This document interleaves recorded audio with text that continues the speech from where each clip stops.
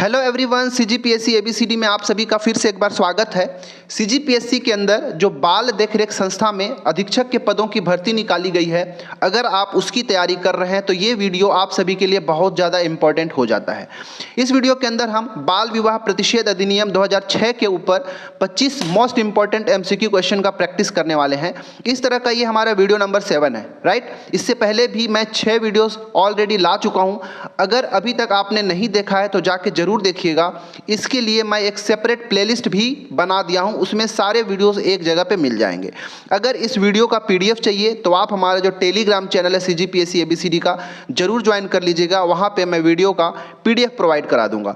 अगर आप चैनल में पहली बार आए हैं तो आप हमारे चैनल को सब्सक्राइब कर लें, वीडियो को लाइक भी करिए, दोस्तों के साथ शेयर भी जरूर करिएगा। तो चलिए लेट ना करते हुए आज के इस वीडियो की शुरुआत करते हैं। और ये रहा क्वेश्चन नंबर 1 आप सभी के लिए स्क्रीन के ऊपर। प्रश्न है कि बाल विवाह प्रतिषेध अधिनियम 2006 किस अधिनियम को प्रतिस्थापित करता है। बहुत अच्छा प्रश्न है। वीडियो को पॉज करिए और आंसर देने की कोशिश करिए कि कौन सा इसका राइट आंसर होगा। तो इसका राइट आंसर है ऑप्शन नंबर बी, बाल विवाह निरोधक अधिनियम 1929 को ही प्रतिस्थापित किया है, बाल विवाह प्रतिषेध अधिनियम 2006। तो याद रखिएगा, बहुत अच्छा प्रश्न है। इसका आंसर हो जाएगा ऑप्शन नंबर बी।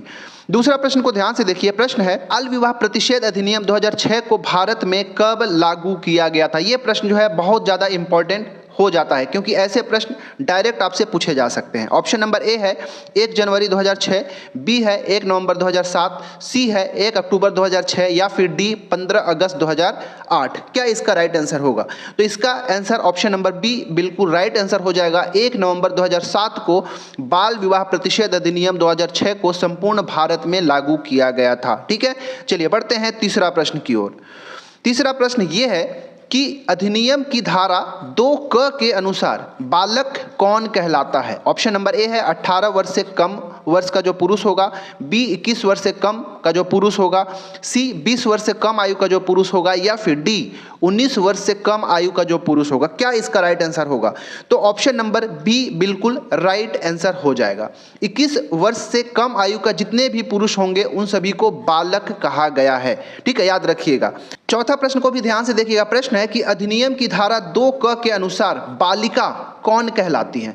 जो तीसरा प्रश्न है उसमें हमने देखा कि बालक किसको कहते हैं, इसका वर्णन भी इस अधिनियम के धारा 2 का क में ही दिया गया है और बालिका को भी परिभाषित किया गया है 2 के क में ही। अब इसका क्या आंसर होगा? पहला विकल्प है 16 वर्ष से कम आयु की जो स्त्री है वो, बी 17 वर्ष से कम आयु की स्त्री, सी 18 वर्ष से कम आयु की स्त्री या फिर डी 20 वर्ष से कम आयु की स्त्री। क्या इसका आंसर होगा बताइए? तो राइट आंसर इसका ऑप्शन नंबर सी हो जाएगा।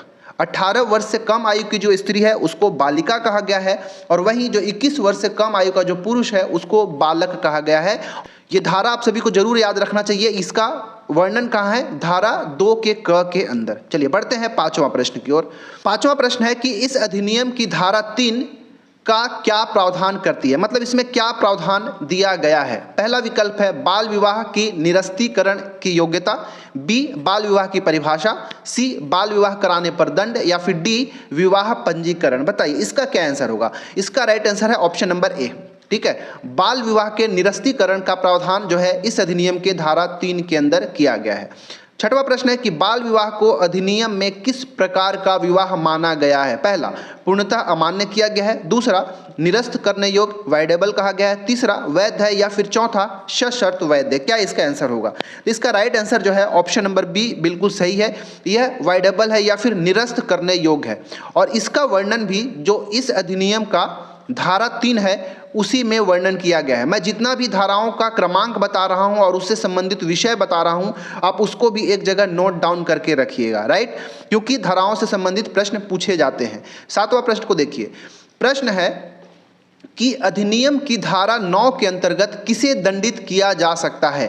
पहला बाल विवाह करने वाला पुरुष, बी बालिका को, सी माता पिता को या फिर डी बाल विवाह कराने वाला व्यक्ति। किसको दंडित किया जा सकता है धारा 9 के तहत? तो इसका राइट आंसर है ऑप्शन नंबर ए, बाल विवाह करने वाला जो पुरुष है उसको धारा 9 के तहत दंडित किया जा सकता है। पुरुष किसको कहेंगे? तो ऐसा पुरुष जिसका उम्र 18 वर्ष से अधिक है, अगर वो बाल विवाह करता है तो उसको जो है दंडित किया जाएगा। ठीक है, 8वां प्रश्न को देखिए। प्रश्न है कि बाल विवाह कराने वाले अभिभावक या संरक्षक को क्या दंड मिल सकता है। वीडियो को पॉज करिए और चारों विकल्प को ध्यान से पढ़िए और फिर आंसर देने की कोशिश करिए कि इसका राइट आंसर क्या होगा। इसका राइट आंसर जो है ऑप्शन नंबर बी होगा। अगर कोई अभिभावक या फिर कोई गार्जियन है, संरक्षक है, अगर वो बाल विवाह कराता है तो उसको 2 वर्ष का कारावास भी हो सकता है या फिर 50 वर्ष का जुर्माना भी हो सकता है। हमारा ऑप्शन नंबर बी बिल्कुल सही है। हालांकि ये जुर्माना जो है ना, ये 1 लाख रुपए तक है, लेकिन ऑप्शन के अकॉर्डिंग हम जाएंगे तो ये वाला बी विकल्प ही सही होगा। ठीक है, तो ऐसा हो सकता है कि 2 वर्ष का कारावास हो सकता है या फिर उसको 1 लाख रुपए तक का जुर्माना हो सकता है या फिर कारावास के साथ जुर्माना दोनों हो सकता है। चलिए 9वां प्रश्न को देखिए। प्रश्न क्रमांक 9 है कि इस अधिनियम के धारा 11 के अंतर्गत किस व्यक्ति को दंडनीय माना गया है। ए, विवाह कराने वाले पुरोहित को, बी, विवाह स्थल के स्वामी को, सी, विवाह में भाग लेने वाले रिश्तेदार को, या फिर डी, उपरोक्त सभी। तो धारा 11 के अंतर्गत इन सभी को दंडनीय माना गया, इन सभी को दंड दिया जा सकता है। अगर किसी भी परिसर में अगर बाल विवाह हो रहा है तो उस परिसर का जो मालिक है उसको भी दंडित किया जाएगा, जो पुरोहित वहां पर है उसको भी दंडित किया जाएगा और जितने भी रिलेटिव वहां पे भाग लेंगे उन सभी को भी दंडित किया जाएगा। 10वां प्रश्न है कि बाल विवाह को निरस्त करने के लिए याचिका कब तक दायर की जा सकती है। ये प्रश्न बहुत ज़्यादा इंपॉर्टेंट है, याद रखिएगा। ए विकल्प है बालिग होने के 1 वर्ष के भीतर, बी, बालिग होने के 2 वर्ष के भीतर, सी, विवाह के 2 वर्ष के भीतर, या फिर डी, किसी भी समय। बताइए, अगर बाल विवाह हो रहा है तो इसका याचिका दायर कब तक किया जा सकता है। तो बी बिल्कुल सही आंसर है। अगर कोई भी, चाहे लड़का हो या लड़की है, बालक या बालिका है, दोनों में से अगर किसी का भी उम्र अगर उस समय वो बालिग नहीं हुआ है, 18 वर्ष पूरा नहीं हुआ है, या 21 वर्ष लड़का है तो पूरा नहीं हुआ है, तो 2 वर्ष के भीतर जब तक कि वो बालिग ना हो जाए याचिका दायर किया जा सकता है। तो इसका आंसर ऑप्शन नंबर बी बिल्कुल राइट आंसर हो जाएगा।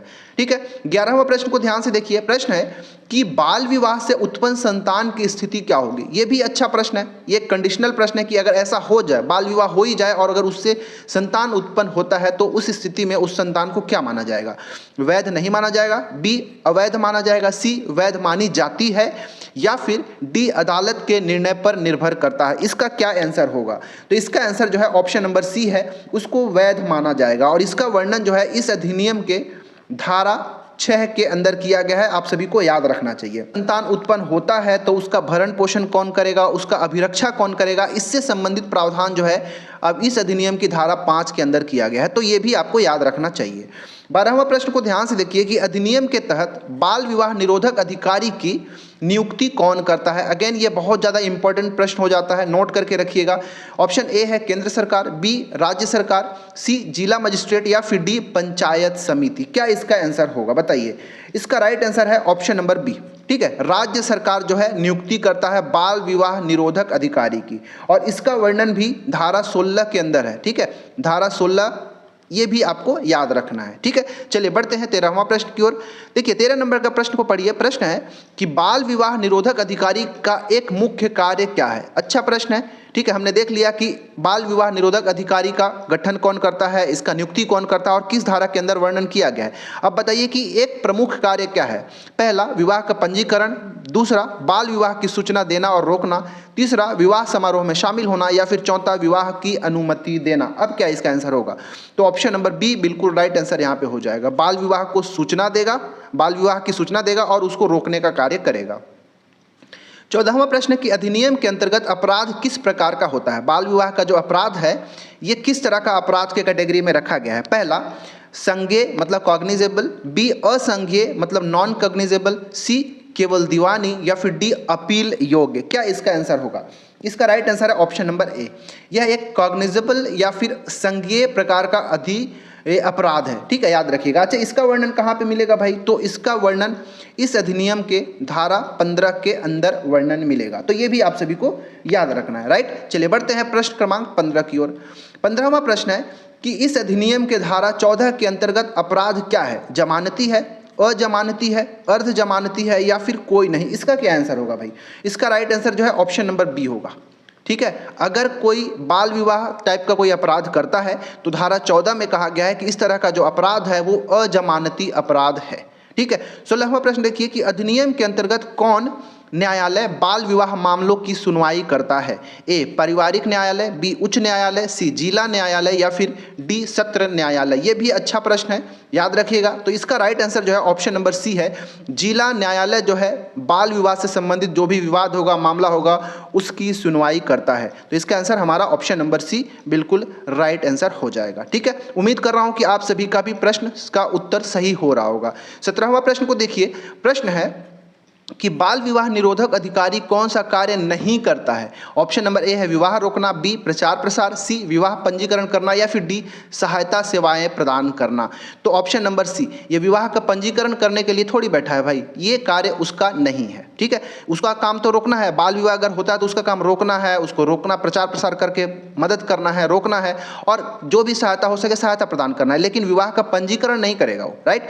18वां प्रश्न है कि अधिनियम की धारा 13 के अंतर्गत आदेशों का पालन न करने पर क्या होगा? 2 वर्ष तक का कारावास होगा, बी 1 लाख रुपए तक का जुर्माना होगा, सी 6 माह का कारावास होगा या फिर डी ए तथा बी दोनों। इसको तो मैं पहले ही बताया। ठीक है, तो इसका वर्णन कहाँ है? तो इस अधिनियम का धारा 13 के अंदर वर्णन है और इसका आंसर डी हो जाएगा, ए और बी दोनों। मैंने बताया कि 2 वर्ष तक का कारावास भी हो सकता है, 1 लाख तक का जुर्माना भी हो सकता है या फिर दोनों हो सकता है। ठीक है, तो इसका आंसर हमारा ऑप्शन नंबर डी बिल्कुल राइट आंसर हो जाएगा।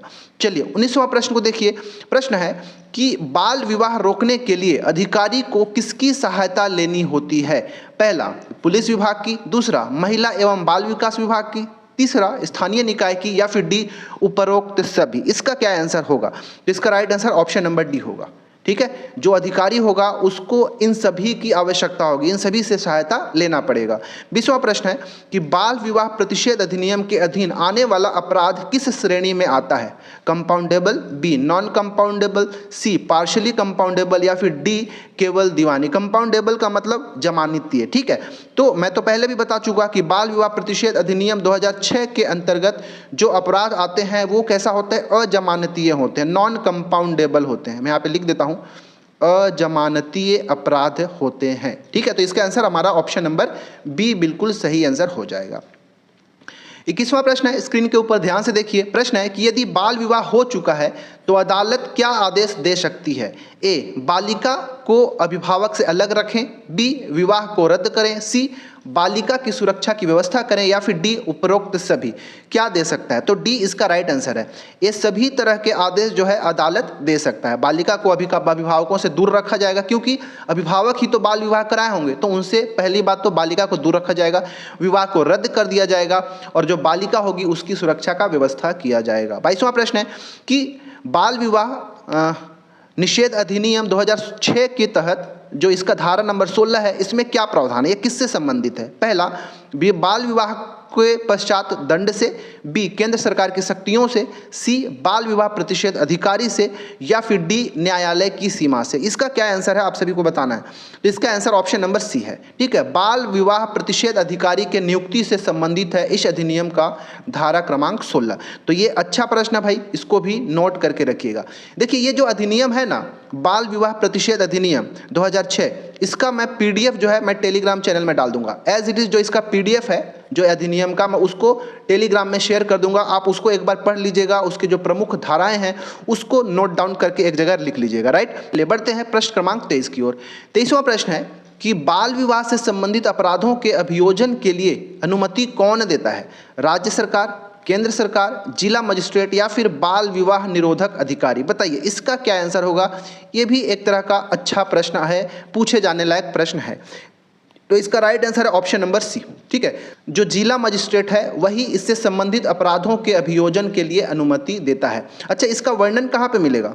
तो इसका वर्णन मिलेगा इस अधिनियम का जो धारा क्रमांक 13 है, वहाँ पर इसका प्रावधान है। इस अधिनियम का जब मैं पीडीएफ भेजूंगा तो आप उसमें जाके एक बार मैच जरूर कर लेना। 24वां प्रश्न है कि बाल विवाह को रोकने हेतु अधिकारी को सूचना देने वाला अगर व्यक्ति है तो वह दंडनीय होता है, उसका नाम जो होता है उसको गुप्त रखा जा सकता है, सी अदालत में पेश होना अनिवार्य है या फिर डी जुर्माना भरना पड़ता है। तो अगर कोई व्यक्ति जो है बाल विवाह का सूचना देता है तो उसको गुप्त रखा जाता है। ठीक है, याद रखिएगा। तो इसका आंसर हमारा ऑप्शन नंबर बी बिल्कुल राइट आंसर हो जाएगा। तो चलिए आज के इस वीडियो का 25वां और आखिरी प्रश्न सॉल्व करते हैं। प्रश्न है कि बाल विवाह प्रतिषेध अधिनियम 2006 का प्रशासनिक नियंत्रण किस मंत्रालय के पास होता है? ये अच्छा प्रश्न है और आसान भी प्रश्न है। बताइए, ऑप्शन नंबर ए है गृह मंत्रालय के पास, बी महिला एवं बाल विकास मंत्रालय, सी विधि एवं न्याय मंत्रालय, या फिर डी समाज कल्याण मंत्रालय। इसका क्या आंसर होगा? तो option number B is the right answer.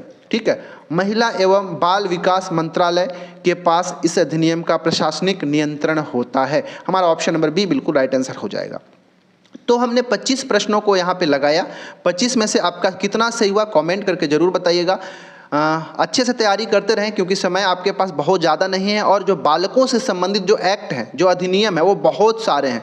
मैं कोशिश कर रहा हूँ धीरे धीरे सारे का MCQ क्वेश्चन आप सभी के लिए प्रैक्टिस करा दूं। ठीक है, तो तैयारी अच्छे से करते रहें, हमारे साथ जुड़ जाएं। चैनल में अगर आप पहली बार आए हैं तो आप हमारे चैनल को सब्सक्राइब कर लीजिए, वीडियो को लाइक करें, दोस्तों के साथ शेयर भी जरूर करिएगा। और अगर इस वीडियो का PDF चाहिए तो आप हमारा जो टेलीग्राम चैनल है CGPSC ABCD का, आप उसको ज्वाइन जरूर कर लीजिएगा। वहाँ पर वीडियो का PDF मिल जाएगा, वीडियो का नोटिफिकेशन मिल जाएगा। और आप सभी को किसी भी तरह का डाउट होता है तो हम सब मिलके उस डाउट को भी शट आउट करने की कोशिश करते हैं। ठीक है, तो thanks for watching our video.